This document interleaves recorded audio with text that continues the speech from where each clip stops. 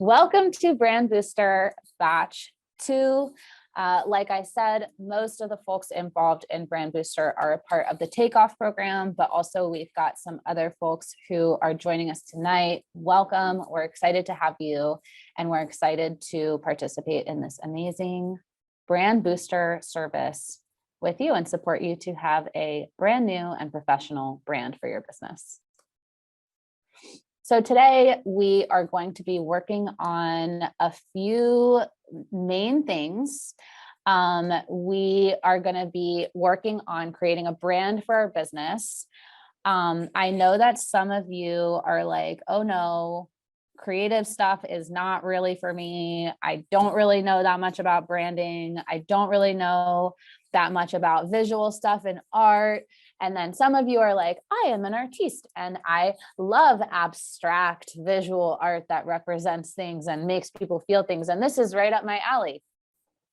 So you might be feeling intimidated. You might be feeling super excited, but no worries. Everyone is going to come out of the Brand Booster process with a great brand if you follow through the whole service. And today we're going to explore how to make our business ideas come to life for our customers when they're engaging with us visually, but also with all the other senses and our feelings as well. We're going to be working specifically in a tool that Turn has developed called the Brand Booster Brief. This is the tool that we use to liaise or connect with the designers. So we have a few goals. It's really important always to have goals, my friends, because otherwise we're just kind of running in place, confused. Today, we're going to be working towards three main goals. So we are going to feel closer to having a great brand for our business. And I use the term feel here because we're going to be talking about a lot of feelings today and how to make people feel certain things when they see certain things engaging with your business. We are also going to get as close to complete as possible, at least two parts of our Brand Booster Brief, the brand purpose and the strap line. Some of you are like, I have no idea what you're saying. That's okay, because we're going to learn about it in this workshop. And we're going to learn how to fill out our Brand Booster Brief, and we're going to get started on that tool in this very workshop during a breakout time. So we're going to do that by talking about what is a brand, showing some examples of great brands. We'll introduce the Brand Booster tool, the purpose and the strap line. We'll talk a little bit about bad brands, and then we'll go into a one-to-one breakout. So what is a brand? What's a brand? Does anybody want to unmute their microphone and let me know what you think is a brand?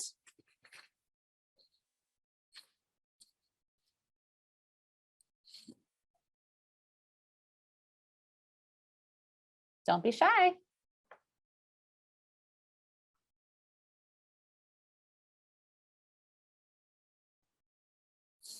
Come on, friends, what's a brand?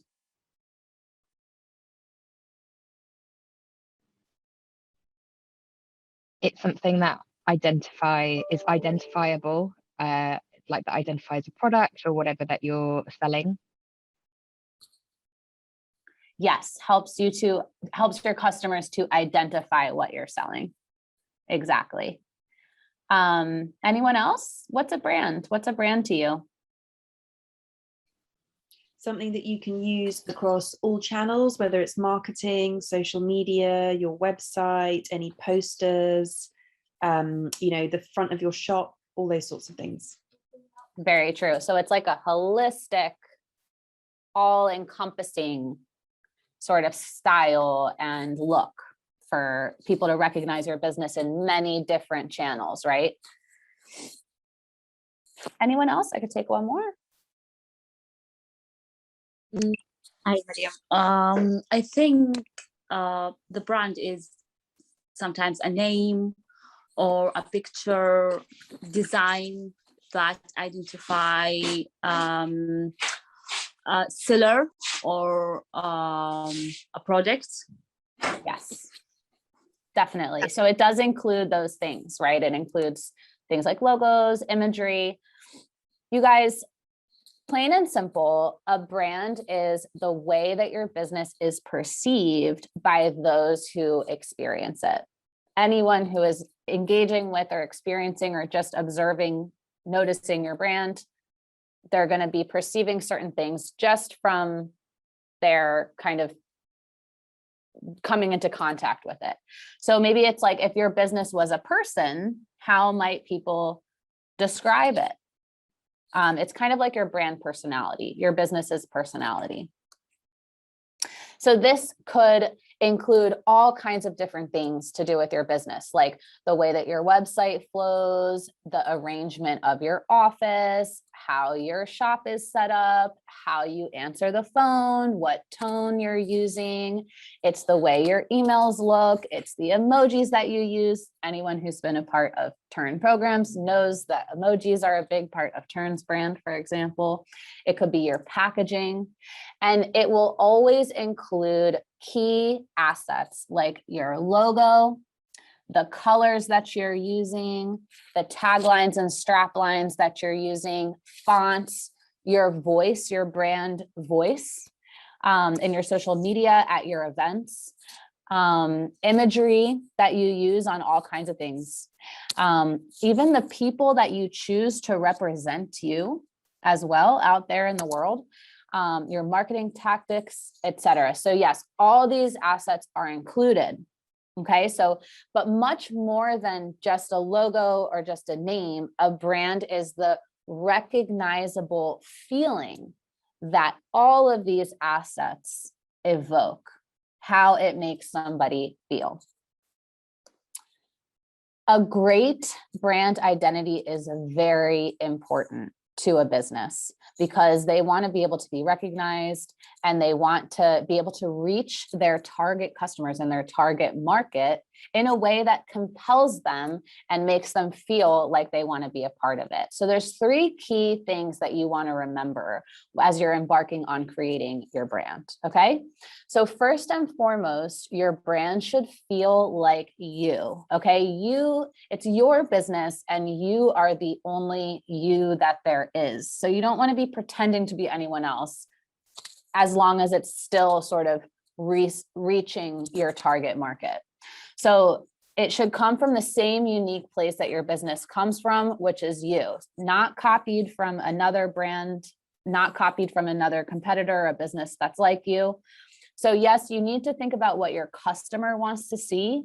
Yes, you need to know what the market is like and what the best practices in branding are for your specific industry, but that's not the same thing as copying others or doing something so basic that it's not really unique or it has no reflection of your unique selling points and no story of its own. Okay. It's got to make sense to other people. Okay. That means it's consistent. It's done the same way over time across many of the different places that your brand is existing, like was mentioned earlier. And it has to be unique. So something that doesn't immediately make you think of something else. You want it to be memorable, something that impacts the senses and causes an emotional connection for those that you are looking to target. Okay, so you want your brand to be coherent, logical, and consistent, forming a whole so that people can recognize you and be drawn to you between many different platforms. Maybe they're at a conference, maybe they're online, maybe they're window shopping, maybe they're looking at a magazine, and they know that it's you as soon as they see it. They can recognize that it's you. A great brand makes a massive difference for a business, okay? It can help you build trust with your customer, because when a brand is consistent and the thoughtfulness behind its design is professional, then it creates trust with your customer, as well as when they feel like you understand them and they resonate with you, that also creates trust. It can create or communicate the value of your business to your customer. So it can show the level of quality that your customers can expect. Depending on how professional and thorough a brand is, it can help people feel assured when they use your products and helps them be able to recognize you, to choose you again and again. So it does inspire brand confidence and those returning customers that every business wants to lock in. It also makes your employees and your key stakeholders and your investors feel a certain way. It attracts certain types of talent and team members and partnerships who can resonate with your brand and feel like it's something that they want to be a part of. So it also creates a lot of pride. These are just some of the reasons why taking the time to think through and develop a great brand is so important for any small business founder. One of the coolest things about branding is that actually anyone can do it and anyone can get it because we are all consumers. Okay, so if we give it some thought and we put ourselves in the position of a consumer, which we all are in some way, we all have those experiences of making choices around certain brands over others. Okay, so we do have the power, all of us have the power to empathize and think about the who. Who are we trying to reach? Who is our potential customer? And what is their experience making purchasing choices? Okay, we want to put on their glasses. We want to think about their experience because we need to find the people who we're targeting and make sure that they are choosing us and that we are drawing them in as opposed to our competition. So you want to think, who is this product for and what will your audience think and feel when they see your brand? Let's say, for example, you're manufacturing walking sticks or canes, okay? You probably wouldn't spend your time making a brand that appeals to teenagers because your market is not really teenagers. Your market is like people who are more likely to use a walking stick, in which case you would want to market yourself more to that customer. So you need to know your potential customer inside and out, which is why we always focus so much on understanding our customer. So let's imagine that we are a consumer. We're walking down the supermarket aisle, okay? You're at a Tesco or a Sainsbury's or whatever. Like any customer, we're being bombarded, strong word, but we're being exposed to many brands over time when we're entering that marketplace, okay? And this could be an online marketplace or an in-person marketplace. It's the same. Brands are our gateway to understanding which options are really available to us. And they help us make a decision about which product we're going to choose down that literal or figurative online or in-person market aisle. Okay. So let's talk about what draws us to certain brands over others in this supermarket aisle. So let's say we're in the peanut butter section. Okay. There's so many peanut butters here. There are so many options. Obviously, there are some actual product differences. Like, for example, there's smooth peanut butter, there's chunky peanut butter. But let's say for this exercise, we are looking for a crunchy peanut butter. We're a crunchy peanut butter type of person. How do we choose which crunchy peanut butter? These are 3 crunchy peanut butter brands here in front of you. How do we choose which one? Go ahead and unmute yourself and let me know what you think. Why are you choosing the one that you're choosing?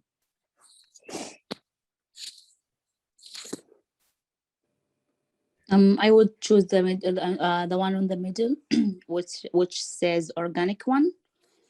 Tell me more.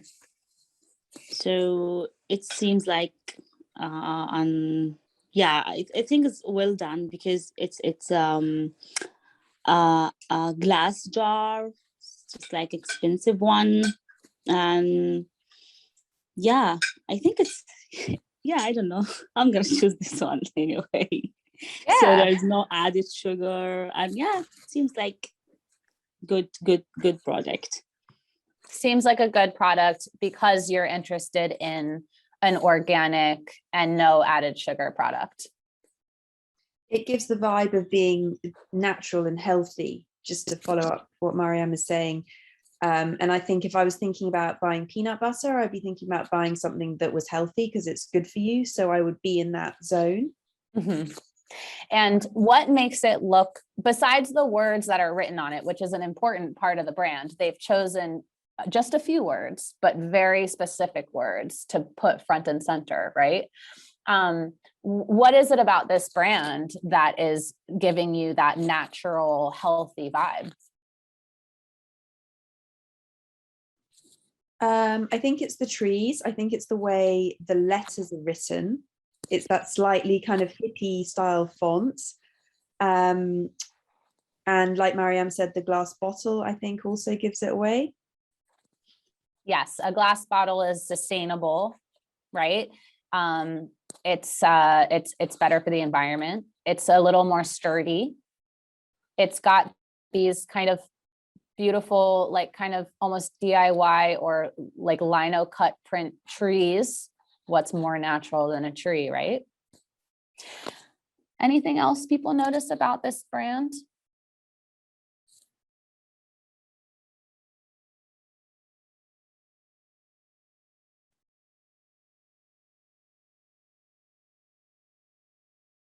I would say that even the font, like you pointed out, gives like a handwritten vibe, almost like it's not mass produced, even though Whole Earth is one of the most mass produced peanut butters and #1 peanut butter brands in the country, just like any of these three. But it kind of almost looks like it's more small, right? Or like more like do it yourself, or more like rustic and yeah, like not as mass produced or something, right? Who would choose a different peanut butter and why? And also, you can see the peanut butter from the jar. That attracts you to buy it. When they say it's chunky, you can feel that, you can see that it is chunky really. But the first one is plastic. It's not visible. Tell me more about the first one, the Skippy. What do you guys notice about this brand? You don't know what's inside. It's only, you have to depend on what's written outside. And yeah, the picture is very how can I say, industrial picture. It's not natural. Mm-hmm. So it's really hitting that mass produced, #1 brand market. Who is this Skippy trying to attract, do you think? Considering the colors, the font, the name even? Maybe children. That's right. Children and families, right? Yeah. Yeah. Children and families. It's got super chunk, it's almost like marketed to little boys. It's very sugary and all that. The Skippy brand, very sweet. There is added sugar in the Skippy brand. But it's kind of like the old faithful brand, right? It's been around for ages. Like I'm from the United States, so we eat a lot of peanut butter. Every single family in the United States at some point in the past 50 years has had a tub of Skippy in their cabinets. What about the one on the right? Or if anybody has any more comments on the Skippy, what about the one on the right, perhaps, though?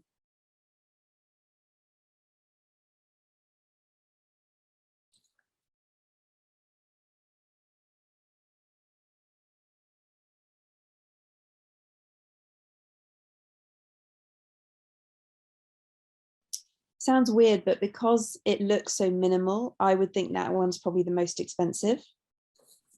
You would be That correct. kind of super white packaging, and you know, it looks a little bit more like it's designed by a graphic designer, the label. Mm-hmm. Yeah, it's fancy. Mm, What is it about exactly. minimalism that's fancy?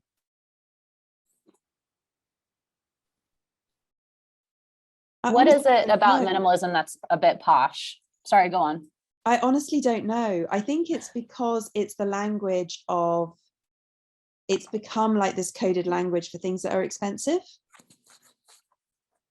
Anybody have any ideas about what is it exactly about minimalism that says luxury, that communicates the message of luxury implicitly? I think it could be one, because it's the complete opposite of stiffy, which is like representative of the mass market. But also because when I look at that pack and it's got like what I assume is a peanut, it's almost kind of implying like just like really simple ingredients. So like nothing refined, nothing added, like really healthy and therefore more high end. Yeah. Also because, oh, go ahead. Was someone going to say something? I wanted to say it's about the name. The name can tell you about the product if the brand name is known. So it might tell you something about the product also. Yeah, the name Justin's, right? It's like small batch, like, you know, not mass produced, like just this guy Justin is making it in his kitchen or something, right? Even though it actually is mass produced. And actually this peanut butter brand costs upwards of £7 and it's not even organic. On their website, it says the ingredients are mindfully sourced, which is also kind of a posh thing to say. But the reason why minimalism speaks for luxury and communicates the concept of luxury is because the idea is that the product is so good and so high quality that it speaks for itself. You don't need anything flashy to attract anyone. You don't need to explain or put on the front, you know, that there's no added sugar or where the ingredients come from, because those who know just know that all you need to do is know it's a Justin's product and that's going to be to your caliber. Does that make sense?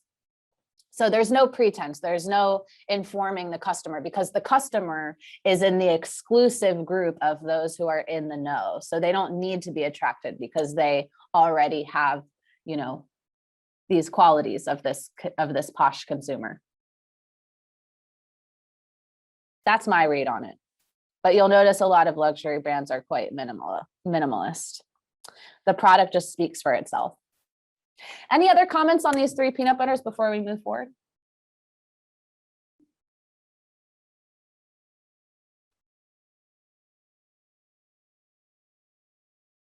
Great. So a lot of entrepreneurs have gone through the BrandBooster, about maybe 35, 40 now. So we're going to bring it a little closer to home, and we're going to talk about one of our own entrepreneurs who created her amazing brand, Mazal Beauty and Wellness, through the BrandBooster service. Najat just opened her very own salon in Brixton. So she's very, very busy. So she's not with us here today. So I'm going to tell the story that she told me to show you how she created her brand through the BrandBooster. So Najat is a nail artist. She started the nail salon Mazal Beauty and Wellness. As you can see, her logo is a hamsa hand. It's a symbol that means good luck and fortune all over the sort of Middle Eastern world.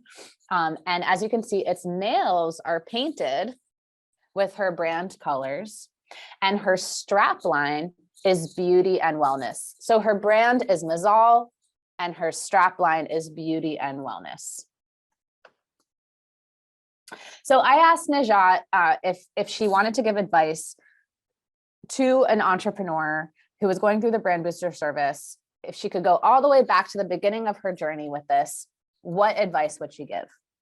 And she said Make it meaningful. Tell your story. Have it come from inside of you, from inside of your business journey. How do you feel about your brand? This is your passion. You are the entrepreneur. This is what you love. So have it represent what's in your heart and make it tell a unique story that's going to set you apart from all the other brands out there, because there simply isn't anyone else who has this unique story and journey. So you can see over here to the left that these are the key words that the designers wanted associated with Mazal because of what Najat shared with them. They wanted it to feel friendly, like a blessing, lucky and joyful, maybe a little magical, very personal. They wanted it to be young and hip because it is a nail salon, but also approachable, to show good quality and a welcoming component. Okay. So can you see how this brand is already beginning to embody so many of those key concepts that Najat wanted associated with her brand?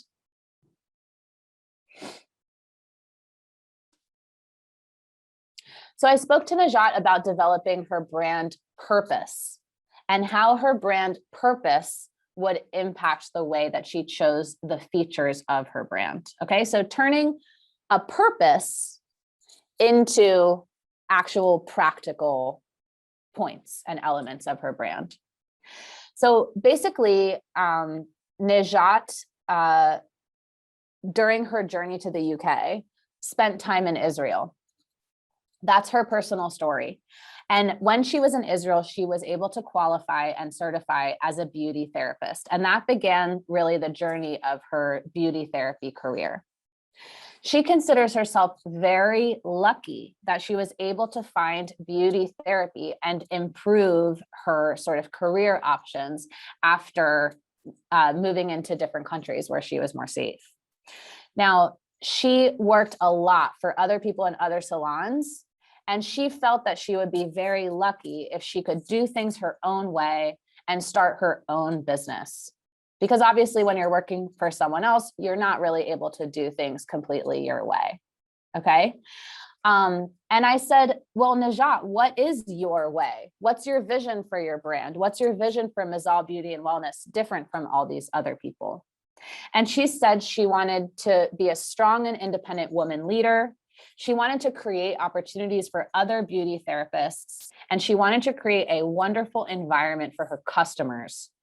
And she said that her customers would also be lucky to find her because she took her job very seriously, and she was very, very committed to providing a very top quality service, and make sure that when her customers came to her, that they knew that they would leave feeling grateful and that their service was impeccably delivered. So she feels lucky. Her employees that one day would come to work for her would be lucky, and her customers would be lucky to be able to rely on her to provide a good service. And when we were talking about this, we started thinking about the symbols, the symbology of luck.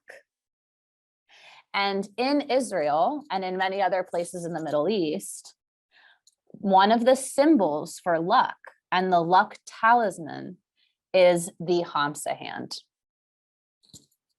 And hands have nails on them, so it fits. Can you see how this was a moment for us? I still remember the moment where she thought about the Hamsa hand, and we both were like, yeah, that's totally it. Because it was more than just a fabricated story or more than just a choice. It was a feeling. We knew right then that this was perfect. And Mazal also means luck in Hebrew. So it's incredibly unique. It's completely tied to Najat's story. It's consistent and coherent with the service that she offers. So Najat went through the BrandBooster and she developed this brand. And she has a few pieces of wisdom. She wants you to know to take your time, not too much time, because we do need to get it into the designer, but take your time to really have that sense of clicking. Make it uniquely yours. take feedback from the brand experts. You can see over here on the left side of the screen that the brand that she eventually had, so this one, was not the first iteration that the designers gave her. They gave her different sketches, and this is what they'll do with you too. They'll give you some different choices, and then you choose what you like and then ask them to make changes and give them feedback so that it can be closer and closer to your vision. Now, sometimes the designers are going to say, this isn't going to work from a branding expertise position. For example, third one down, you can see she had some like ombre or like mixed colors behind the mezal. And they said that this was not classic or timeless enough, that it would be fast outdated. And so she took that feedback and she said, okay, instead they compromised and they made the kind of ombre, cloudy orange stuff on her loyalty card as the background of her loyalty card, this fourth picture down, but not as a permanent part of her logo. The first two that you can see images here were one of the first sketches that they offered. And although she really liked the Hamsa with the eye inside, she asked a lot of people in her community and some of her customers whether they liked it. And actually, she got a lot of people telling her, we don't like it. And not only did they not like it, they thought it reminded them of an optometrist's office. So it was less coherent with her brand as a nail salon. So she took feedback from the brand experts. She took feedback from the most important people in her life as a business owner, which are her customers. And she was okay with the changes and she trusted the process. She also paid attention to detail, which is how we ended up with the colored nails on the Hamsa hand, which is absolutely genius. She wants to let you know not to rush. It's a long game, your brand. Once you commit to a brand, you don't have to have it for the rest of your life, but it's such a wonderful asset and you need consistency with your customers. So it's going to last many years. So if it's not quite right, don't ignore your feelings. Make sure that it's right. And like she said, check with your customers, listen to them and what they think, because they're the ones that you want to reach.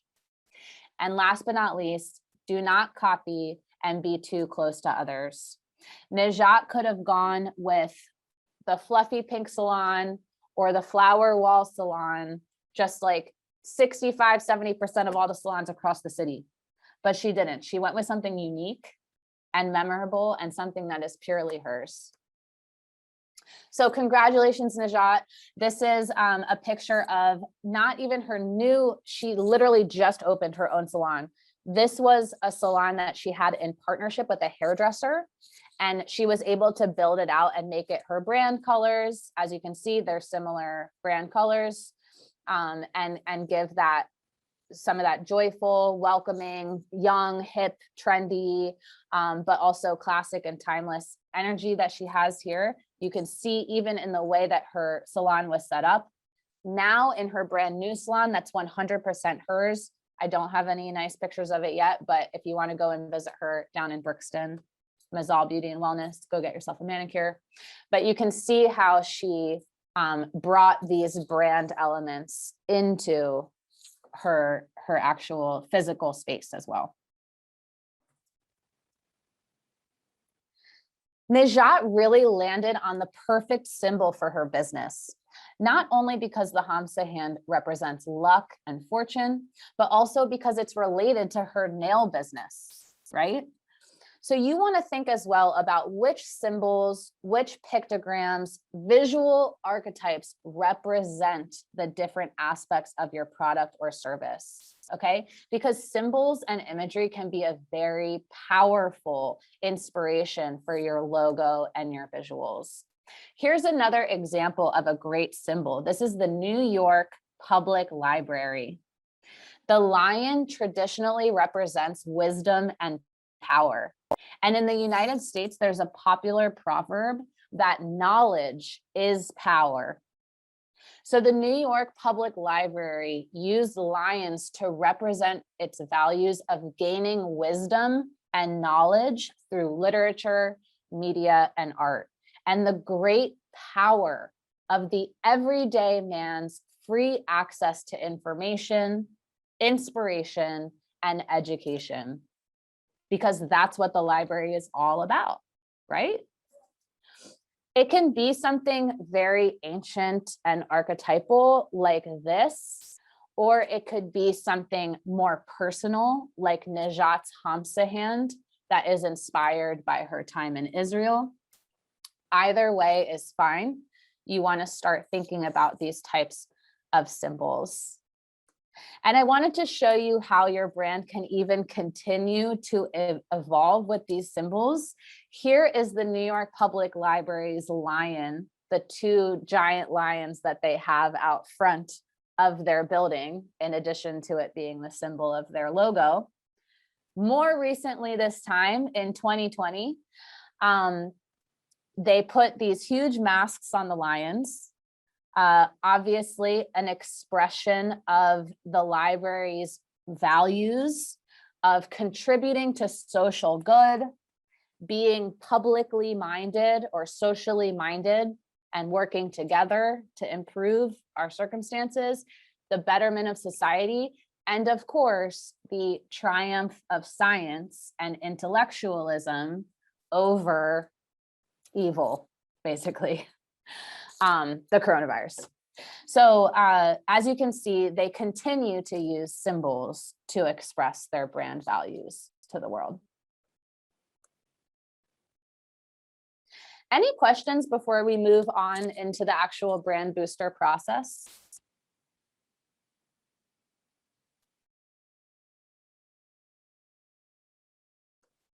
Great.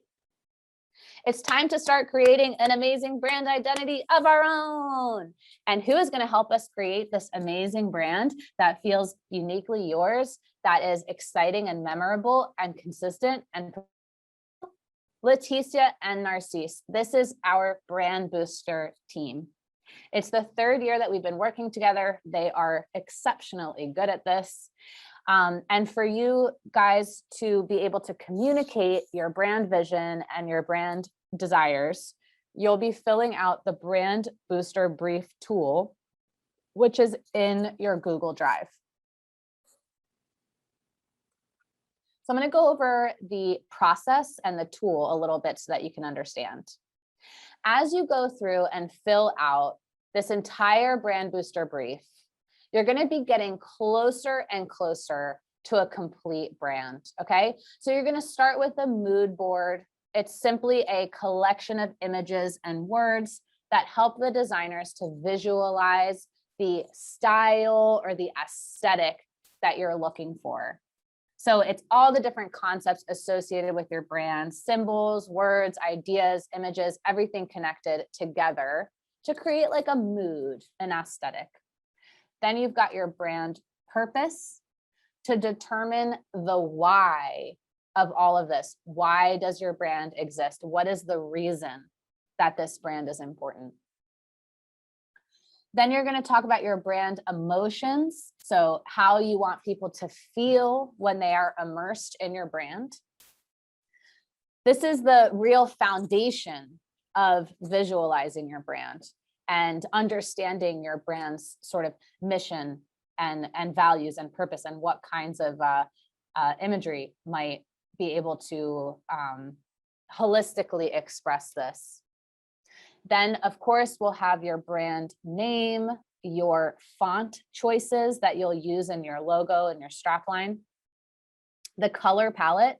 So brand colors that are going to be used across everything, like you saw, everything from Najat's logo to her loyalty and business cards to her menu and all the way to the furniture that she chose and the colors that she painted on the wall, all cohesive. Social media, the same. Logo design, one of the most important elements of your brand, the logo. Your photography and media style to be used in your social media, your website. You know, are you going to have like artsy fartsy type photos? Are you going to have all black and white photos that are very austere? Is there going to be a vintage or a faded quality that makes it look kind of cool? Is it going to be a lot of humans are the humans always having fun in your photos, or is it mostly just a product focus, like still life kind of photography? There's so many different styles of photos that are used within brands. And as you start to look at brands on social media and on all their various websites and different platforms, you'll start to notice how really strong brands use certain photography styles to draw the eye of their consumer. Of course, social media, examples of what kinds of content you would like to use and how you would want it to look. And finally, the asset that you would like to choose for the designers to create. And I'm going to get back to that in a little bit. But basically, in addition to your logo and colors and your brand guidelines, the BrandBooster service also offers one kind of asset in addition to those things. For example, Najat's loyalty card they designed for her. And I'll give you more examples a bit later. So we're going to start this process like we start any process. Oh, hey guys, you just got unmuted here. Yeah, cool. So we're going to begin this process with the same way that we start any process, which is the why. Why are we doing this? What's the point? What is the objective of our brand and what makes our brand important? Brand purpose is basically the reason that the brand exists beyond making money. Okay, I know making money is a big part of most business, but this is about emotions. So a brand purpose can help add value, not only to the lives of your customers, but to society as a whole. Now, you don't want to make this up or fabricate this. You don't have to pretend that you're saving the world if you have a commercial venture. But the fact is that 82% of UK consumers favor voting with their wallets by buying from companies who they think does the right thing. Okay, so there's a rise in conscientious consumers, which means that you need to think about the social, environmental, ecological, and political positioning of your brand. This is even more important if you are trying to market to Generation Z, so people who are in their 20s or younger, because they see brand purpose as one of the most important factors when choosing products over others, okay? So just get to the heart of why is your brand good? It doesn't have to be made up. It doesn't have to be a core part of your business plan, but it can be something about how you're making the world more interesting, more convenient, or doing something that your customers think is really valuable. You want to build an emotional relationship between your brand and your customer. So this will help to boost sales as well as loyalty, so repeated sales over time. A powerful brand purpose sets out a company's intent to change the world for the better and connects with consumers on a personal level. And last but not least, your brand purpose is going to differentiate your brand from competitors. That's going to help you loop in people who care about what you care about. Because what makes you unique is one of the most integral and important things in your brand. So for example, we always use this example in Ice Academy with the peanut butter. Imagine if you're creating a peanut butter that is palm oil free, because palm oil destroys orangutan habitats.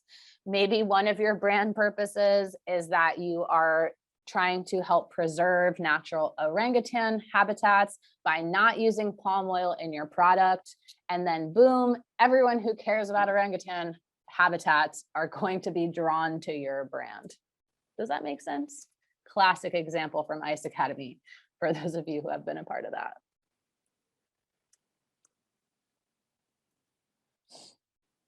Your brand purpose should be simple, clear, easy to understand, easy to put into a sentence, okay? It's just got to be in a nutshell. Have something in your back pocket that you can say right away when someone asks, nothing too complex. Like I said, it should be real, not contrived, okay? So you don't want to make anything up. You certainly don't want to lie. What we've seen in recent years is that big companies have been falling all over themselves to create this kind of benevolent brand purpose that doesn't actually exist.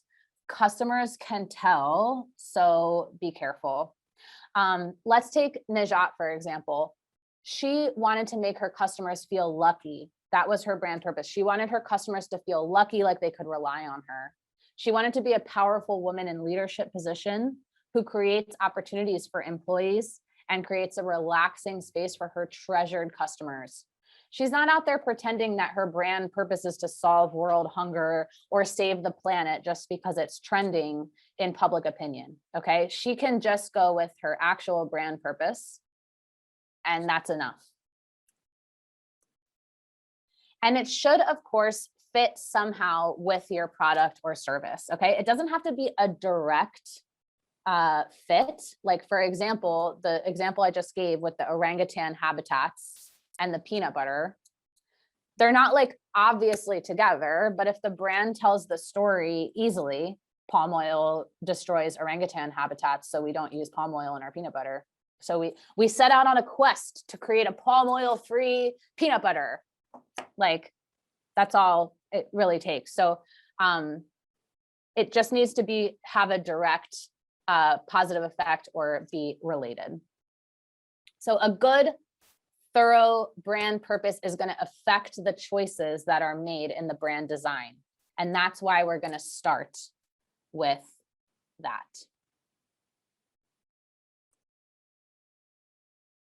Let's see how a brand purpose transfers into a final look and feel of a brand, okay? So this is a leggings company. They make leggings. That's all they do. They make leggings. When you look at this brand, and I'll show you another one here. What is the brand's purpose? Who can read into the brand purpose by looking at these images? Would it be being the best you? Being the best you, absolutely. Absolutely.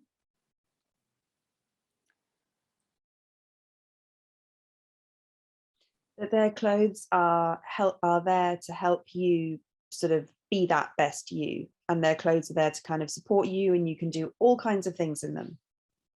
Yes, definitely. No limits. We're out in the wild, okay? We're wild and we're free, right? We're strong. Confidence, creative. We're confident.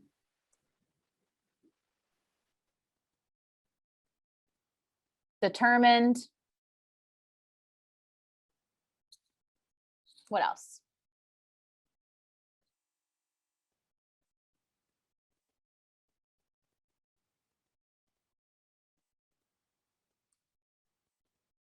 I mean, they actually look quite comfortable. Like, if she's in that yoga pose and she's managing to do that, they must be quite comfortable. Mm. And they're very multi-use, right? These leggings allow you to do anything. You could be in this yin, mindful, blue, strength and alignment part of yourself, or you could be in this yang,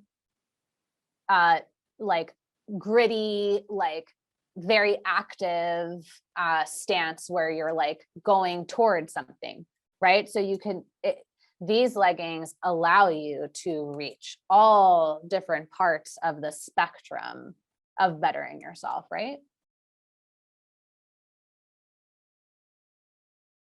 Connection to the body, grounded in the earth. They've got some shapes here, the perfect form. But see, even though this is just a leggings company, is anybody else feeling kind of inspired by our ability to have absolutely no limits as a human by wearing these leggings?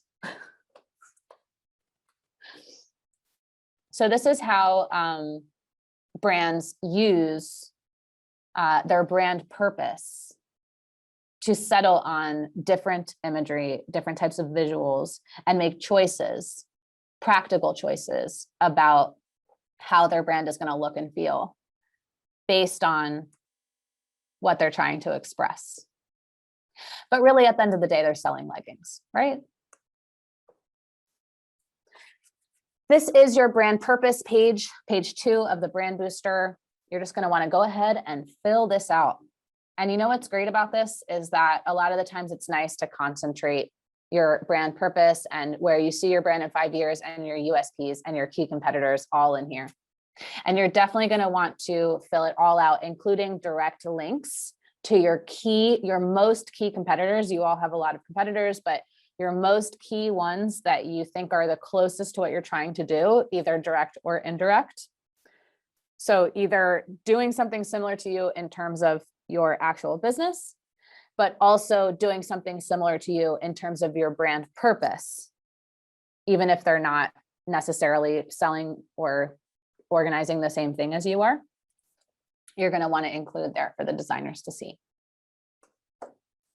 The reason why they write here, where do you see your brand in 5 years, is because, like I said, this is in it for the long game, right? So we want to make sure that we have a strong vision and that the designers take into consideration the long game of your business when they're designing your brand and leave things open. Second thing we want to think about today, first is the brand purpose. Second is our strap line. What is a strap line?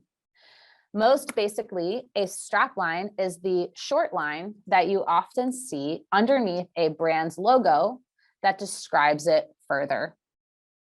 It's something that you want to be very, very careful about because it's more than just a sentence that describes your brand. It's actually a long-term commitment to your audience. It doesn't change from day to day or from campaign to campaign the way that an advertising slogan might, or the way that a pitch might. Okay, it's a way to tell your story and clue in the wider world to what you're doing in a very short and very impactful way. A strapline can make a very serious statement, so we want to choose wisely. And there's 2 different types of straplines. There are descriptive straplines and there are aspirational straplines. Okay, I'm going to start with aspirational. These are some of the biggest brands in the whole wide world, you may notice. Because in very large, very complex organizations, they're more interested in articulating an ethos, a brand purpose that unites all of its various activities, okay? And that can help position a brand in a big, wide global marketplace. These are strap lines that just make you feel a feeling, okay? So Nike, for example, just do it. They don't need to say Nike sports equipment because we all know what Nike is, right? It's impossible not to know what McDonald's is, okay? But they use aspirational straplines to express and position themselves rather than to describe exactly what it is that they're doing because we know them. I would suggest against an aspirational strapline for a small or emerging early stage business. Instead, you'll want to think about descriptive straplines that also help to understand the brand purpose and speak to the target market, but is more focused on helping an audience understand what the organization does. Okay, so you can have fun with the words, do a little wordplay, but ultimately it needs to be clear that this is a place where you can blank. Okay, some are very basic, simple, and to the point, but they still express their USPs. Okay, so for example, Najat's Mazal Beauty and Wellness. She chose beauty and wellness very specifically because her ethos and her brand purpose is to make people feel really good and joyful and a lot of gratitude. So she included the word wellness because that is a part of her brand ethos. Otherwise, she could have just put beauty. Here are a few other brands. We've got the Coffee House Press, where good books are brewing. This is amazing. I can tell immediately from their combination strapline, brand name, and logo that this is a combination coffee and bookshop, right? Where good books are brewing. Love it. We've got Travelocity here. This is a quite large online travel organization. They put wander wisely. So again, this is they've made this kind of whimsical, kind of fun strapline, but it's very clear that it's a travel information site. We're wandering wisely, right? So we're learning about traveling through this business. And then we've got Lush, fresh handmade cosmetics, simple to the point, but describes their most important USPs that their customers are choosing Lush for, which is that they are fresh and handmade to order. Top tips for straplines for a new brand. Like I said, try using something short and descriptive. You want it to be crystal clear what it is that you do from your strapline. Something memorable, something that rolls off the tongue and expresses your brand personality. Okay, so let me give you some examples. Hanks. Imagine if we didn't see the gourmet hot dogs, we would see Hanks from a mile away. We would see Hanks on Instagram and we have no idea what Hanks is, but they've put gourmet hot dogs underneath. So I know that they serve probably like high quality hot dogs. Now I know what Hanks is. Here's another one, Horn Okay Please. If I just saw Horn Okay Please, I'd be like, I don't know what that is. I have no idea what that means. And already now my attention is stifled and I'm on to the next thing because I have a 3-second attention span. But here it says Indian street food, vegetarian Indian street food. That is their strapline. Horn Okay Please, meaningless. Horn Okay Please, vegetarian Indian street food. I know exactly what they're serving. And if I'm a vegetarian and I want Indian food, then I'm going to go straight to them. That's how the strapline helps to support their overall brand. Later on in the brand booster, you're going to be thinking about your brand name. You're going to be thinking about, oh, sorry, that's not what I meant. This is the place where you want to write your strapline. If you're not totally sure about your strapline, you are welcome to put a few examples here, a few different straplines that you're working with, thinking about, and the designers can definitely help to consult you on what they think is best. So this is page 4 of the brand booster brief, and that's where you're going to put your brand name. So in Najat's case, it would be Mazal, and then underneath your strapline, in Najat's case, it would be Beauty and Wellness. Friends, before we break out, I wanted to do a few fun things. We're going to talk about some bad brands. Here's the Hall of Shame, people, the Hall of Shame. Let's look at the first one. This is the, can barely tell, it's the London Olympics brand. What do you think?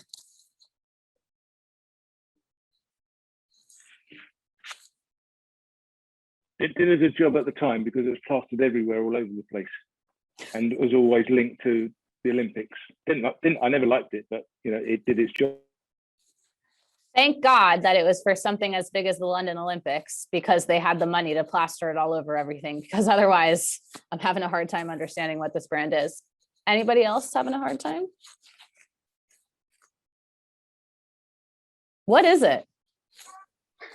So it's obviously the Olympic because of these colors, and but it's really unclear. Does anybody want to volunteer what this even is? What is it? I think it means 2012. 2012, yeah. Yeah, barely though. Okay.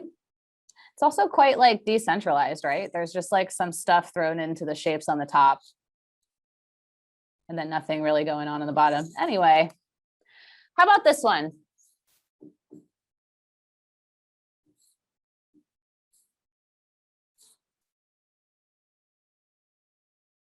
Tell me your thoughts. Is that supposed to be a ripoff for Pizza Hut? It is supposed to be a ripoff of Pizza Hut. It looks quite similar, like the hut with the umbrella thing on the H and then Tita. It's exactly the same. Okay. It's exactly the same except purple. Yeah. The problem with copying other really big brands is that it's actually taking away from your business, because I immediately am thinking about Pizza Hut and about fast food, which is like not even really, first of all, they don't serve pizza, I'm guessing, because they're a pita place. So I'm thinking about pizza now, even though I am supposed to be someone who wants a pita, who's going to come and buy a pita. I'm a pita customer, but now I'm thinking about pizza, and I'm thinking about fast food and like huge mass produced fast food, which is that necessarily the same market as a pita customer? I'm not sure. I'm not sure if that is the same market. How about this one? This is University of California's rebrand. They actually pulled this brand and returned to the old one after a few months because they received such a negative response. Why do you think that is? You literally have Without no a- idea what it is. Yeah, without a positioning line or strap line, it doesn't tell you anything. It could be absolutely anything. It could be absolutely anything. It doesn't really tell you what it is. In fact, it's screaming toilet to me. Anyone else? Hotel looks like a door hanger off of a hotel bedroom. Or that. On a good day, it's a door hanger off a hotel bedroom. On a bad day, it's a toilet. There's another thing about this. I think they were trying to do like a knowledge and progress, like a loading symbol. But actually, University of California is notorious for people never finishing their degrees and not finishing their degrees in 4 years because of all the infrastructural issues with being able to book classes and getting your degree completed with the right courses in the right amount of time. So actually, it's just like an incomplete circle. It's just such a shame. How about this one?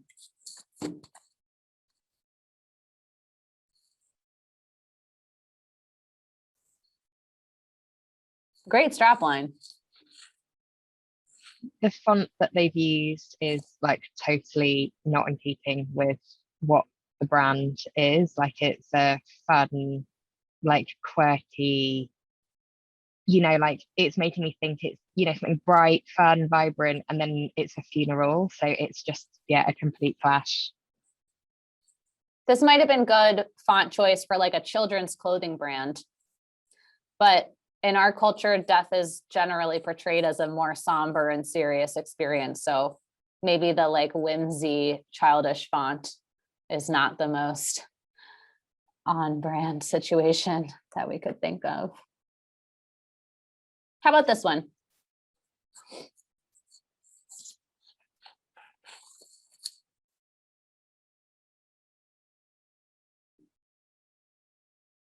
It says what it does, what it says on the tin. Does what it says on the pin. Great strap line, except for the weird quote mishap, grammatical quote mishap here.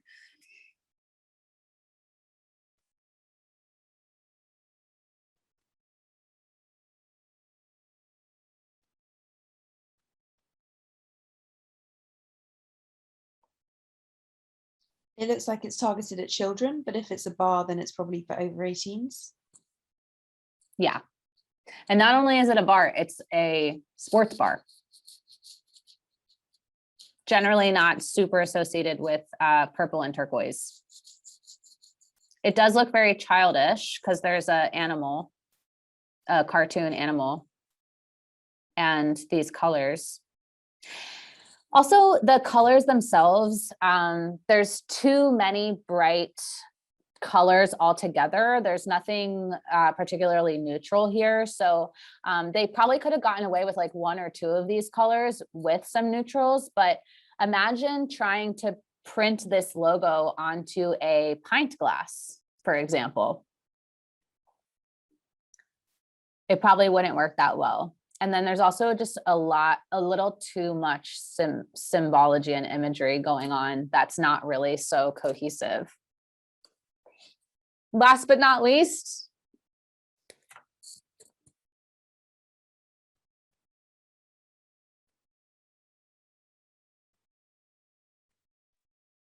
clear what it is apart from the image above the chopsticks. it's like a fire.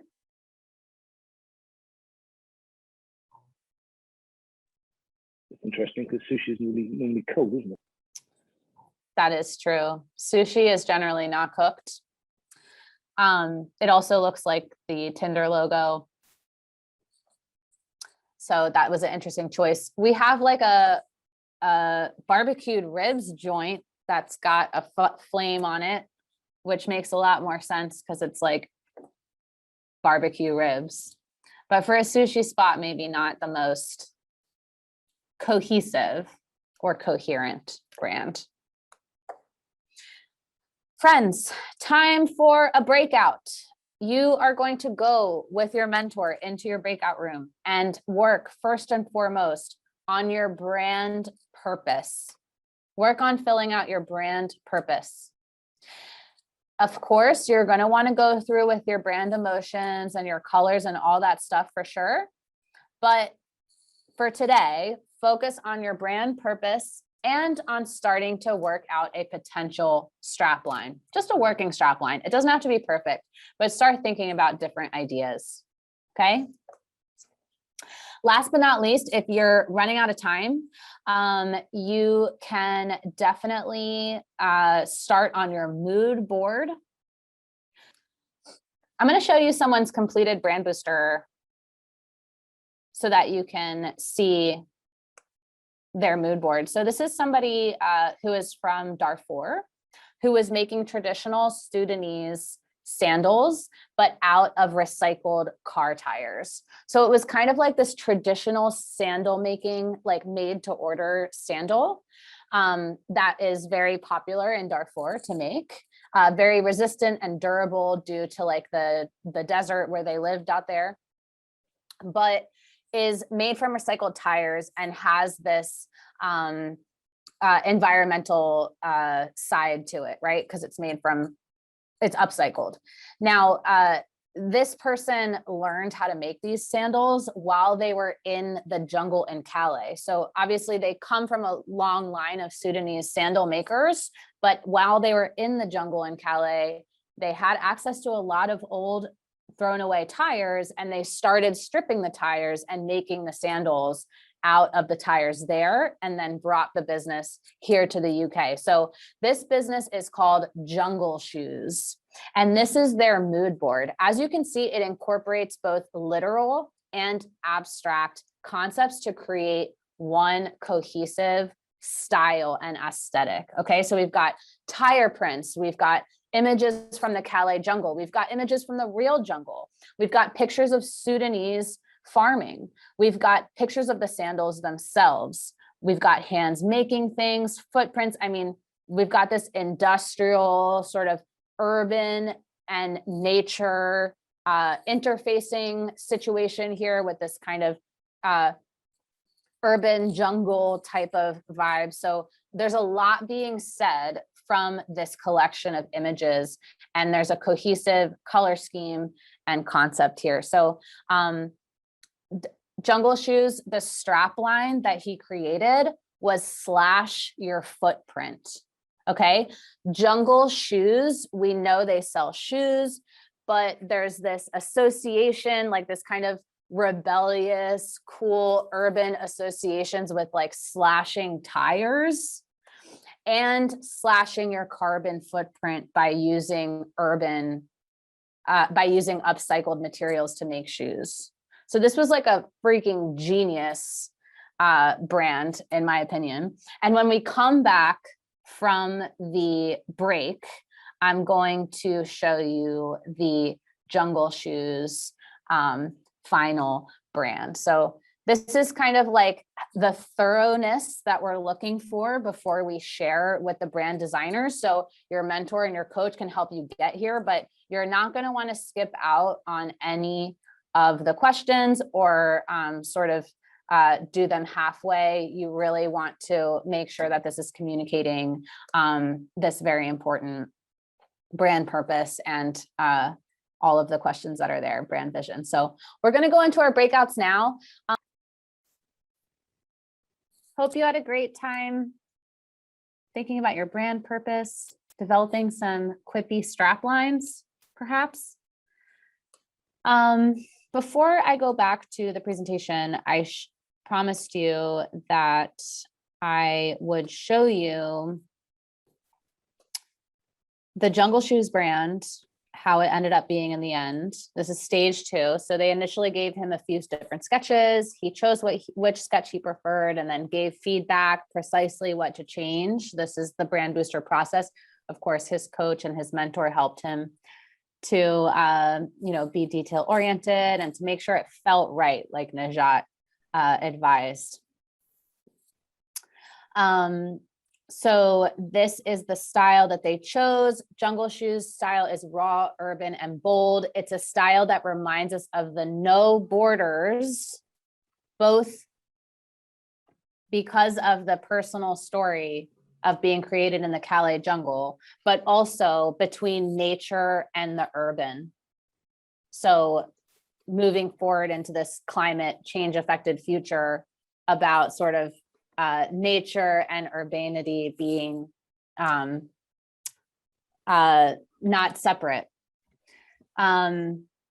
So this is the keywords: urban, no borders, rubber, eco, bold, raw, graffiti or street art, strong, jump, and footprint.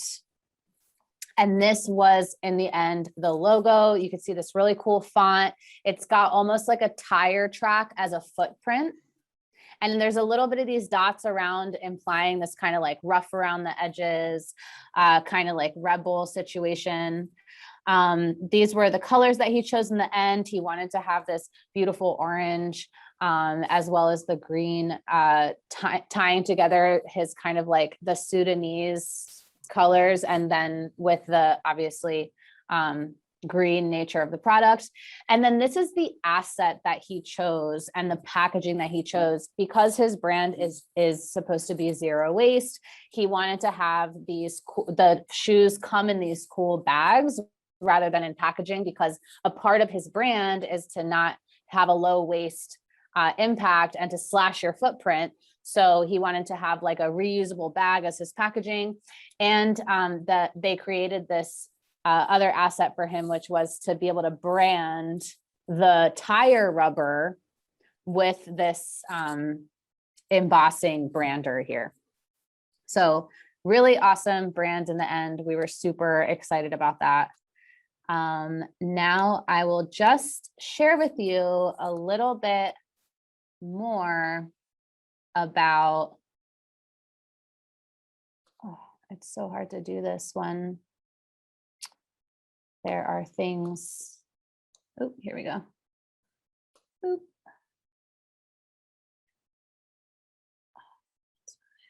Here we go. Oop. All right, cool.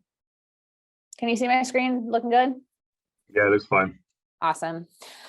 Future things that you're going to want to be working on in your BrandBooster brief. You can go through sort of slide by slide. You've started with your brand purpose. You worked a bit on your strap line. You're going to want to go with your emotions next, and then the fonts and the colors. Now, colors are really important because they evoke certain emotions in us. A couple practical things about the tool. So you can use this link here, coolers, to develop different color schemes that kind of go together, and to find all the hex codes which are like the color codes that the designers use to identify the precise shade of green or blue that you want. So have fun with coolers. If you want to use coolers, but you're not sure how, ask your turn coach, because we do have a coolers demo from Ice Academy that we can share with you. You're going to want at least 3 colors, but if you want to have more than 3, for example, if you wanted every color of the rainbow because you were having a pride related brand, you can duplicate this page in your brand brief tool to create a second one. So you just left click on it, duplicate the slide, and you'll have 2 of these slides. So you can put more colors. Okay. And in terms of this aspect here, where it says emotions relating to this color, you've all probably already noticed that at the bottom of your brand booster, there are color and emotional, the emotional triggers of colors included down there for your inspiration. Top tips for colors: you want them to be timeless. Right now, there's certain trends. There's those pale pastel colors. There's that forest green and that pale pink, you know, there's lilac, whatever. Don't select a color just because it's trendy, because it's good. While it's good for it to be contemporary, it needs to be timeless and last past the trend, because you guys aren't a trend. You're a sustainable business. So you might need a refresh from time to time of your brand, but you want to have colors that are going to last, and neutral colors that can sort of bring down the kind of trendiness of certain types of colors, but don't rely on them. Clear and legible, easy to see. You might want to use some baby pinks, some baby yellows, but you want to make sure that they're interfacing with a dark color, because not everybody sees so clearly. Obviously, there's people who are colorblind, there's people who wear glasses. It's really important that it be very clear. And last but not least, unique enough from your competitors. If you're starting a hamburger restaurant, you probably don't want to use red and yellow. If you're, starting a social media company, like, you probably don't want to choose like that very specific shade of blue of Facebook. Like, try to distinguish yourself from competitors.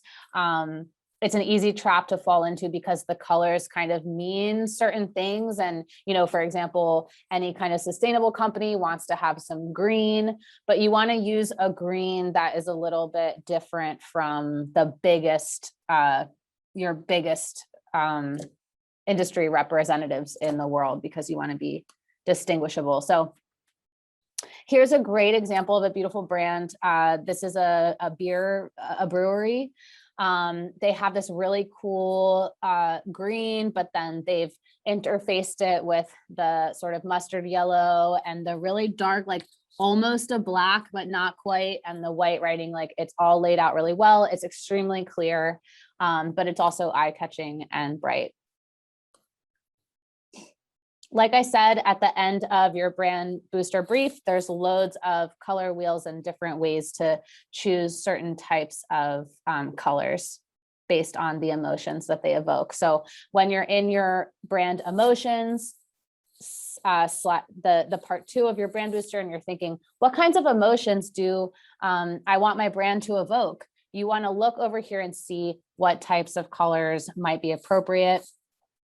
Again, with the Facebook example, maybe you can see they went for this trust, authority, and intelligence vibe. Like, many tech companies are over here, like, as if you could trust us because of the blue. And then, of course, there's like red, like always excitement, passion, maybe like romance, yellow, optimism, like the sun. We know this stuff. Again, we're consumers. We know what these types of colors evoke. So try to be intentional about your color choices. Last but not least, I'm going to let you go in like 1 minute. You're going to get an asset. This is very exciting. The designers are so generous. They will help you to create an asset, whether it's packaging, maybe it's social media templates because you're focusing on building a community. Maybe you want to have a newsletter. Maybe you want to have business cards, event flyers, posters. Maybe you want to have like pamphlets. You're an educational company. There's all different types of brand assets that might be really critical for your business. You want to choose one and they can help you make it. So I'll show you a few examples of past assets. This was for an organization called For Her Child. From Takeoff last year, they actually created these PNG, so that's the name of the file, illustrations of these cute little like avocados, hippopotamuses, little ghosts. And she was able to use this imagery on the tissue. She printed it on the tissue paper in her boxes. She printed it on stickers. She used it as the backdrop of her website when you're scrolling down. She now can use any of these individual little images on all of her different assets. And since they're all kind of the same style, it really helps to bring a lot of those different assets together. So that was a really cool asset that they created last year. This one is a social media template. As you can see, there's this beautiful Persian pattern, and they created that Persian pattern for her. She also used it on her website. She's an interior design consultant and graphic visualizer. So she uses this PNG stuff a lot and posts a lot on Instagram about beautiful interiors and stuff like that, and uses these as her social media template. A beautiful loyalty card for one of our beauty entrepreneurs, Rejma's Natural Beauty. This was for a packaging design. It's the logo, but kind of created as like a pattern, and she could print this on all different kinds of things, boxes, tissue paper, etc., because she had an e-commerce business and she was sending out packages. And it was called Yunchin Fan, so you can see the YQ in her brand colors here on the asset. And last but not least, we had Nama Party. This was a really cool brand. It was like a party in a box that you could send to your friends in lockdown. Her strapline was "We create, you celebrate." Super fun, all handmade decorations. But inside of her boxes, she wanted to have like a little card where you could like write the message from the friend who sent the box, and then also obviously have her socials on there so people could follow her with the personalized gift message, so that when you open the box, there's something there that's like a professional business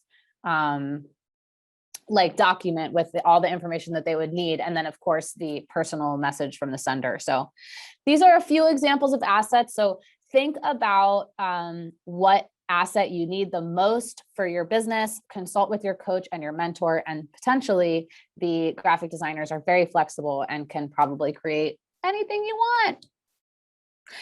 Brand Booster briefs are due January 31st. You really want to get your Brand Booster briefs in January 31st. That way you could actually have a fighting chance of having a complete brand and integrating it in your website if you're going through the Web Booster before launching in March. So don't wait, you guys. Book time with your mentor, book time with your coach to support you to complete your brief, but mainly just spend a few hours filling it out, and just, it doesn't matter if it's perfect or it doesn't matter if it's complete, just go for it. And then follow up with your mentor and coach for more information. I'm going to take some questions, but first I'm going to ask for your feedback. Please, you can pick up your phone, open up your camera app, scan this QR code, or you can go to bit.ly/turnfeedback. We literally can't do any of this without you. We need to know what you think. So please, as a gift to us, give us the gift of feedback, just like any business needs.